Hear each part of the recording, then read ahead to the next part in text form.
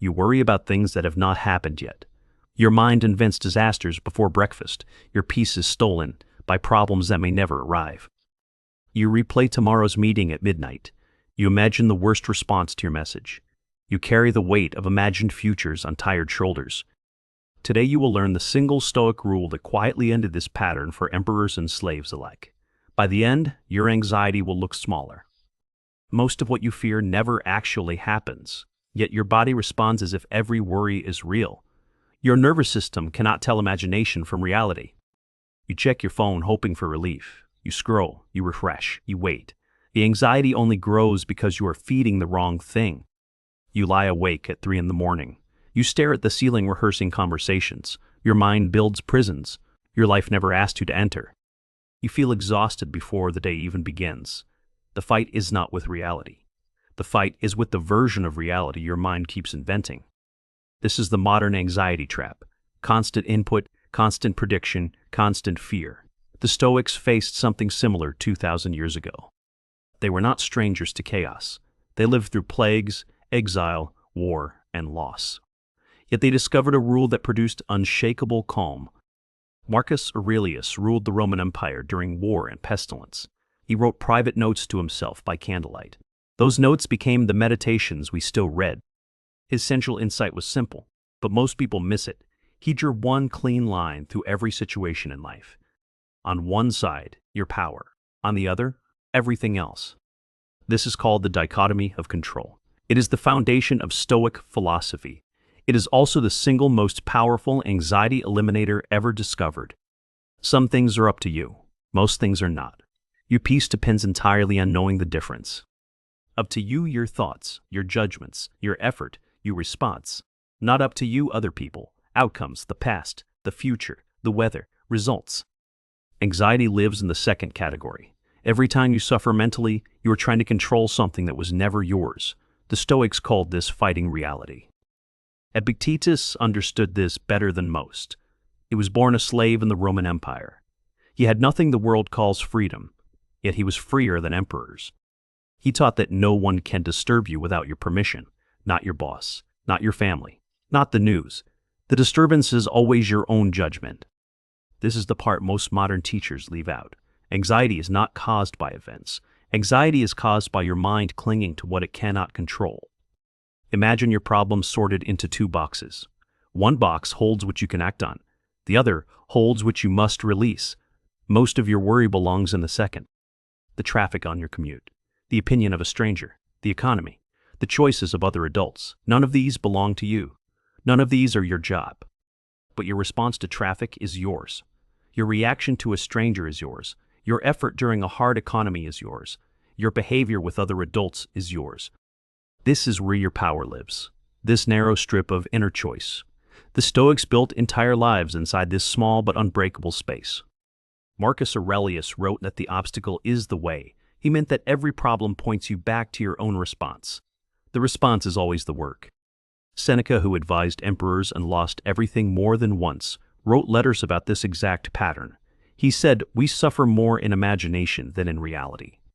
Read that line again slowly. We suffer more in imagination than in reality. Most of your daily anxiety is imagination practicing pain. When you apply the dichotomy of control, something shifts inside. The noise begins to settle. You stop arguing with the universe. You stop fighting weather. Your shoulders drop. Your breathing slows. The endless mental rehearsal quiets. Not because life got easier, but because you stopped grabbing what was never yours.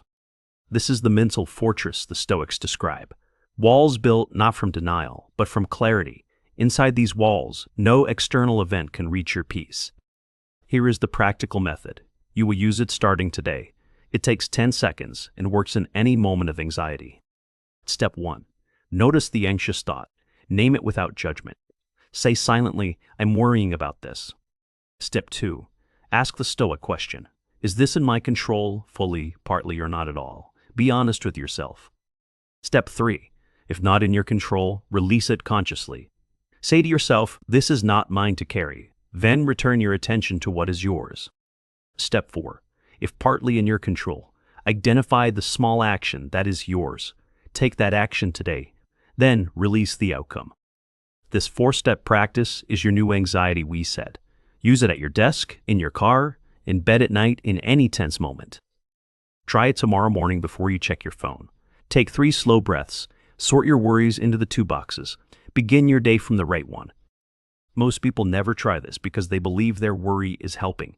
They think anxiety prevents disaster. They think rehearsing pain is preparation. It is not. Worry is not preparation. Worry is suffering ahead of schedule. Real preparation is action. Worry is action's exhausted imitator. This is what stops most adults. The false belief that they must keep gripping. The hidden fear that letting go means not caring. But letting go does not mean not caring. It means caring without suffering. It means working without panic. It means living without invisible chains. Now imagine applying this at work tomorrow. Your inbox fills with demands. You feel the old tightness rise in your chest. You stop and run the test. The deadline is partly yours. Your focus is fully yours. Your coworker's mood is not yours. You take the next action and release the rest. Imagine applying it in a relationship. Someone says something sharp. You feel the heat rise. You pause. Their words belong to them. Your response belongs to you. Imagine applying it in traffic. The line of cars does not move. The old you would seethe, the new you breathes. The traffic is not yours. Your patience is. Imagine applying it at 3 in the morning. The anxious thought appears. You greet it like an old visitor. You ask the question. You return to sleep. Comment, which of these scenarios drains your peace the most? Work, relationships, the future, or the mind at night? Share one word in the comments below. If this is shifting something in you, type the word control. It marks the moment you decided to stop carrying what is not yours. Then return with me. There is a deeper layer, the Stoics taught next. It is not just what you cannot control externally. It is also what you cannot control inside. You cannot directly control your first emotion. You cannot directly control which thought appears. These rise automatically like weather inside the mind. But you can control what you do with them. You can choose which thoughts you feed. You can choose which emotions you act on. This is your true power. Epictetus said the goal is not to feel nothing. The goal is to be undisturbed by what you feel. The feeling passes. The judgment is yours to shape. This is the inner citadel, a quiet center untouched by storms. You build it not in retreat, but in daily practice. Each release adds one stone. Over time, something remarkable happens. The anxious mind grows quieter. The same events stop landing the same way. You become harder to disturb. Not because you are colder, because you are clearer. You see the line now. You see what is yours and what is not. The fog is lifted. This is what Marcus Aurelius meant by a tranquil mind, not a mind without challenge. A mind that does not fight reality. A mind that does not fight reality. A mind that meets each moment cleanly. Here is the universal truth at the center of this teaching. You cannot control what happens. You can only control your response. Your peace was never in their hands. Your peace was never in tomorrow's outcome. Your peace was never in the past. Your peace was always in your own judgment. The day you understand this, 90% of your anxiety begins to dissolve. Not because problems vanish, because you stop carrying problems that were never yours. So here is your direct challenge. For the next 7 nights before sleep, do this small practice. It will take 3 minutes. Write down one thing that disturbed you today. Beside it, write whether it was in your control. If not, write the words, "This is released." Do this for 7 nights in a row. Watch what happens to your sleep. Watch what happens to your mornings. Watch what happens to your mind. You are not removing care. You are removing the weight of false ownership. You are returning to your actual life, the one inside your own response.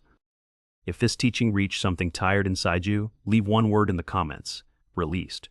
That word is your contract with yourself.